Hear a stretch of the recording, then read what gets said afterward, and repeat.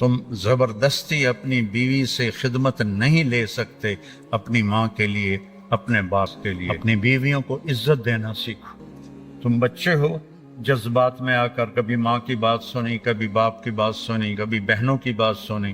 ख़ास तौर पर बहनों का किरदार बहुत ख़तरनाक है हमारे मुआशरे में, दुख से कह रहा हूँ। मैं कहा बेटी, जिनका को मैं जानता ना हूँ या शनासाई ना हो, वहाँ मैं घर के मामलात में नहीं पड़ता। नरम बनो, अपनी माँ की कदमों में जन्नत ढूंढो। अपने बाप औसत अब्वाबिल जन्ना, बाप जन्नत का सबसे बड़ा दरवाज़ा है।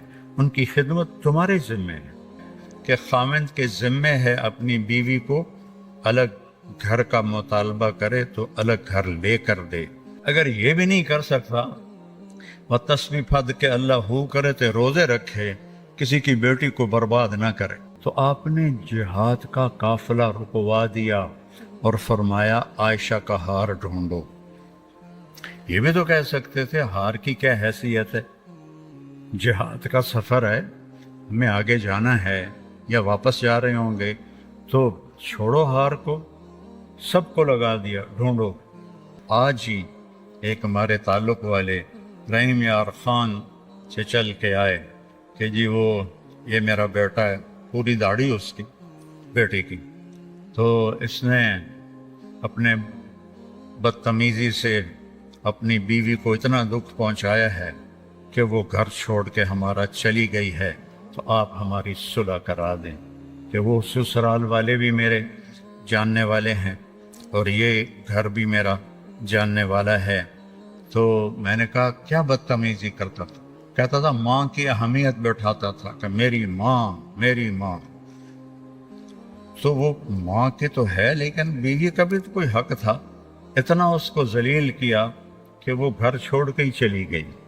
तो माँ बाप का हक तुम्हारे ज़िम्मे है, तुम्हारी बीवी के ज़िम्मे नहीं है। पूरी जिम्मेदारी से कह रहा, तुम ज़बरदस्ती अपनी बीवी से खिदमत नहीं ले सकते अपनी माँ के लिए, अपने बाप के लिए। उसकी खुशकिस्मती है वो खिदमत करे, उसकी इज्जत है वो खिदमत करे, लेकिन उसे तुम मजबूर नहीं कर सकते हो कि तो खिदमत नहीं करेंगे तो ऐ कर देवांगा, ओ कर देवांगा। आज की सुबह की बात, एक घर टूट गया सिर्फ उस बच्चे की नादानी और बद अखलाकी की वजह से। अपनी बीवियों को इज्जत देना सीखो, अपनी बीवियों को एहतराम दो, उनसे इजहार मोहब्बत करो। लोग अपनी बीवियों से इजहार मोहब्बत नहीं करते। हजरत आयशा से आपने जो कहा, आखिर है, हर्फ आखिर, या आयशो, आयशा भी नहीं कहा, या आयशो, ये लाड और प्यार का खिताब है। या आयशो इन्नहु लयुहव्विन अलैयल मौत अन उरीतुकी ज़ौजती फिल जन्ना। आयश, आयश, जैसे आप लाड से कोई नाम बना लेते हैं, तो आपने प्यार से ये नाम बनाया हुआ था, आयश। जब से मुझे पता चला है तू जन्नत में मेरी बीवी है, मेरे लिए तो मौत बड़ी आसान हो गई है।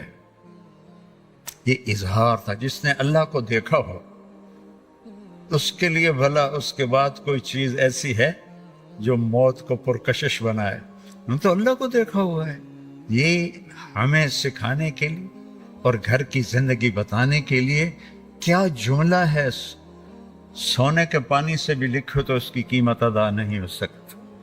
मुझे तो मरना ही आसान हो गया है जब से पता चला है तो जन्नत में मेरी बीवी है। तो इजहार मोहब्बत करो अपनी बीवियों से।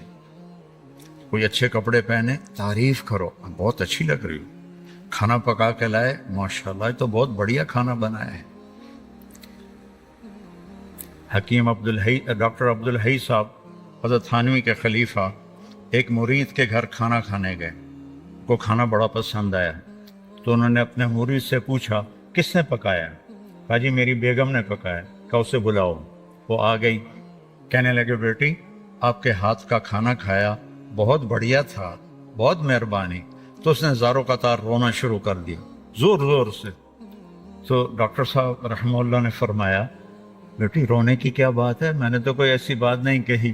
کہ نہیں حضرت میں اس پہ نہیں رو رہی, میں اس پہ رو رہی ہوں کہ یہ جو آپ کے مریض بیٹھے ہیں میں 30 سال سے ان کے گھر میں ہوں, 30 سال سے انہوں نے کبھی ایک دفعہ مجھے نہیں کہا کہ تو نے کھانا اچھا بنایا ہے, ایک دفعہ بھی نہیں کہا.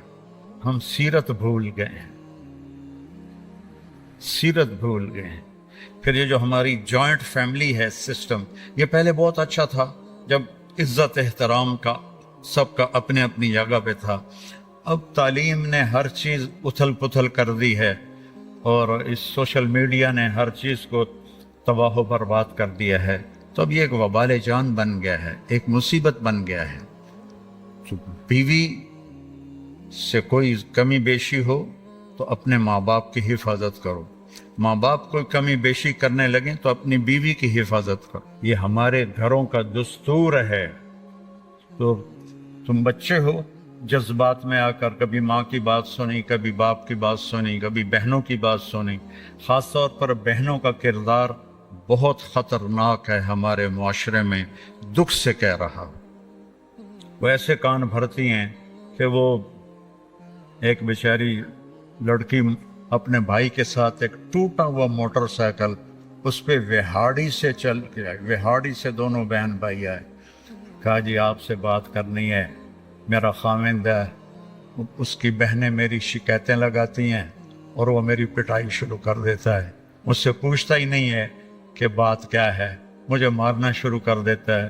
آپ کے بیان بڑے سنتا ہے, آپ اس کو سمجھا دیں تھوڑا. میں کہا بیٹی جن کا کو میں جانتا نہ ہوں یا شناسائی نہ ہو وہاں میں گھر کے معاملات میں نہیں پڑتا, کیونکہ سننے والے کے دل میں جب تک میری بات کا وزن نہیں ہوگا وہ میری بات کو لے گا نہیں. نرم بنو, اپنی ماں کی قدموں میں جنت ڈھونڈو. اپنے باپ اوسط و ابواب الجنہ, باپ جنت کا سب سے بڑا دروازہ ہے, ان کی خدمت تمہارے ذمہ ہے. ماں کی خدمت تمہارے ذمہ ہے, باپ کی خدمت تمہارے ذمہ ہے. اس لیے فقہا نے لکھا ہے کہ خاوند کے ذمہ ہے اپنی بیوی کو الگ گھر کا مطالبہ کرے تو الگ گھر لے کر دے, نہیں لے سکتا تو گھر کا ایک پورشن اس کے لیے الگ کرے.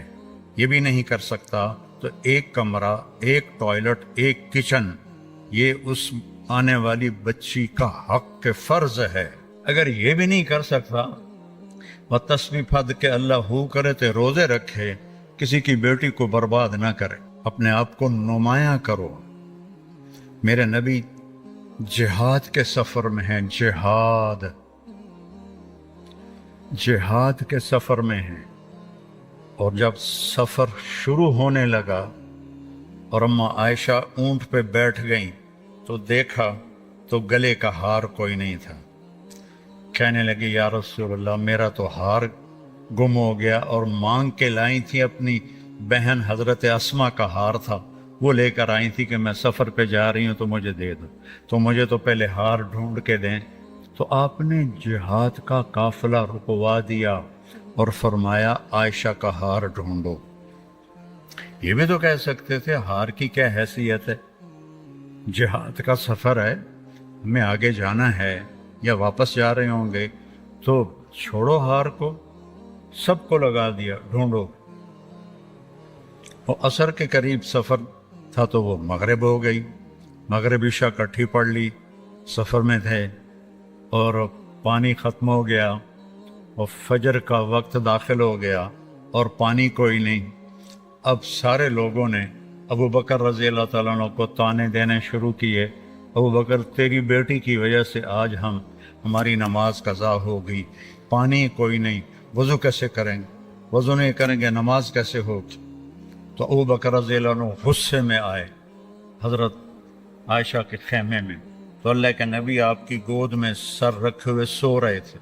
وہ تو باپ تھے, اب وہ بول بھی نہیں سکتے, اللہ کے نبی سوئے ہوئے ہیں تو اپنا چہرہ بنا رہے ہیں, اور ایسے کرتے کرتے نہیں رہ سکے, ایک انگلی یہاں ماری زور سے ایسے, تو عائشہ ایسے ہو گئی. انہیں پھر انگلی ماری، پھر وہ ایسے ہو گئیں کہ کہیں اللہ کے نبی میری حرکت سے جاگ نہ جائیں۔ تو تھوڑی دیر کے بعد آپ کی آنکھ کھلی تو حضرت عائشہ نے کہا یا رسول اللہ سارے لوگ پریشان ہیں، پانی کوئی نہیں ہے، اب کیا کریں؟ تو اللہ تعالیٰ نے تیمم کی آیات اتار دیں، فتیمموا صعیدا طیبا۔ تیمم کبھی کسی امت کو نہیں ملا۔ اس رات حضرت عائشہ کے ہار کے گم ہونے کی برکت سے سفر منقطع ہوا، پانی ختم ہوا، اور تیمم اللہ نے امت کو قیامت تک کے لیے دے دیا۔ جب یہ آیات اللہ کے نبی نے باہر نکل کے سکھائیں، اب سارے کہنے لگے ابو بکر تمہارے گھر کی کیا بات ہے، تمہاری برکت سے تو امت کو کیا کچھ ملا ہے، تمہارے گھر کے کیا کہنے۔ جب دن چڑھا تو حضرت عائشہ نے کہا یا رسول اللہ ہار کو چھوڑیں، اب آگے چلتے ہیں۔ تو پھر آپ نے کہا چلو بھائی۔ جب اونٹنی کو اٹھایا تو وہ ہار اونٹنی کے نیچے گیا پڑا تھا، وہ ہار بھی مل گیا۔ اتنی دلداری میرے نبی نے کی۔ بچوں، میں یہ نہ سنوں کہ میرا کوئی شاگرد اپنی بیوی کے ساتھ بدتمیز ہے، یا اپنے ماں باپ کا دل دکھاتا ہے، یا اپنے بہن بھائیوں سے لڑتا ہے۔ پیچھے ہٹ جاؤ، اپنے خون کے رشتوں سے لڑو نہیں، پیچھے ہٹ جاؤ۔ جو بھی اس کے لیے سودا کرنا پڑے کر دو، لیکن جھگڑے میں نہ پڑو، پیچھے ہٹ جاؤ۔ اللہ تمہیں نوازے گا وہاں سے جہاں سے تمہارا وہم و گمان بھی نہیں۔ اور نماز کی عادت ڈالو۔ ایک نماز ہے جو ہم پڑھتے ہیں، وہ نماز نہیں کہہ رہا ہوں۔ فَإِذَا فَرَغْتَ فَانْصَبْ، نصب گڑ جانا۔ جیسے یہ بوتل ہے نا، یہ یہاں آ کے گڑی تو نہیں لیکن ایسے کھڑی ہے، تو اللہ کہہ رہا ہے فَانْصَبْ، ایسے جیسے لکڑی کو ٹھوکا جاتا ہے نا زمین میں، اور کچھ اس کا حصہ اندر چلا جاتا ہے اور اوپر والا ایسے ہو جاتا ہے، تو نماز کے لیے ایسے کھڑے ہو، ایسے۔ عبداللہ بن زبیر پر حجاج حملے کر رہا تھا اور وہ حرم میں نماز پڑھتے، کوئی پتھر یہاں سے گزرتا، کوئی یہاں سے گزرتا، کوئی یہاں سے گزرتا، اور ان کے جسم میں ایسے بھی نہیں ہوتا تھا، ایسے۔ اتنے اطمینان سے نماز۔ وَإِلَىٰ رَبِّكَ، بولو، فرغب، رغبت کی نماز۔ نماز میں دل لگے، نماز میں کھڑے ہو جاؤ، نماز میں کا انتظار کرو، نماز کو اپنے مسائل کے حل ہونے کا ذریعہ بناؤ۔ نماز میں دعائیں مانگنا سیکھو۔ ہم دعا نہیں مانگتے، دعائیں مانگنا سیکھو۔ یہ بہت بڑا سبب ہے۔ اسباب ظاہریہ اختیار کرو اور نماز کو سب سے بڑا سبب بناؤ۔ اذا حزبہ امر فزع الی الصلاۃ، جب کوئی مشکل آتی تھی آپ نماز پڑھتے تھے، جب کوئی مشکل آتی تھی آپ نماز پڑھتے تھے۔ 3 دن گزر گئے، کھانے کو کچھ نہیں ملا، تو حضرت عائشہ سے کہنے لگے چلو آج میں اللہ سے جا کے بات کرتا ہوں۔ مسجد میں گیا، نفل شروع کر دی، ایک ستون کے پیچھے 2 نفل پڑھتے، پھر سلام پھیر کے دوسرا ستون، اللہ اکبر، پھر سلام پھیرا تیسرا ستون، اللہ اکبر، پڑھے جا رہے ہیں۔ اتنے میں حضرت عثمان آئے۔ اما جان اللہ کے نبی کہاں ہیں؟ ان کا 3 دن سے فاقہ تھا، اللہ سے مانگنے گئے تو زاروں قطار رونے لگے، مجھے کیوں نہ کہا، عبد الرحمن بن عوف کو کیوں نہ کہا، ثابت بن قیس کو کیوں نہ کہا، یہ سارے مالدار تھے۔ بھاگے بھاگے گھر گئے، پورا اونٹ بھر کے راشن کا لے کر آئے، اور آ کر وہاں اللہ کے نبی کے گھر اتارا، اور پھر بھاگے بھاگے گئے اور گھر میں جو سالن تیار ہو گیا تھا وہ اٹھا کے لائے، اور روٹیاں اٹھا کے لائے، اور آ کر دیا کہ پکانے میں دیر لگے گی۔ جب اللہ کے نبی واپس آئے، پوچھا عائشہ کچھ ہوا؟ کہ یہ دیکھیں اللہ تعالیٰ نے سب کچھ کر دیا ہے۔ کہ یہ کون لایا ہے؟ کہ یہ عثمان لایا ہے۔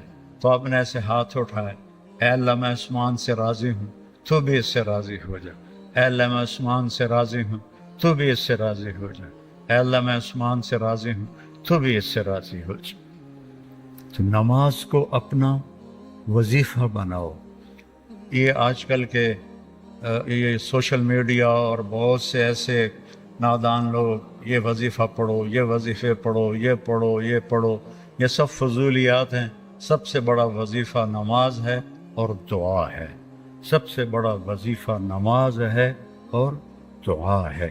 باقی سب ڈھکوسلے ہیں، میرے اوپر جادو ہو گیا ہے، میرے اوپر اثر ہے، میرے اوپر جنات ہیں، یہ سب عاملوں کی جیب گرم کرنے کے اسباب ہیں۔ یہ کچھ بھی نہیں ہے، سب بک بک ہے، سب بک بک ہے۔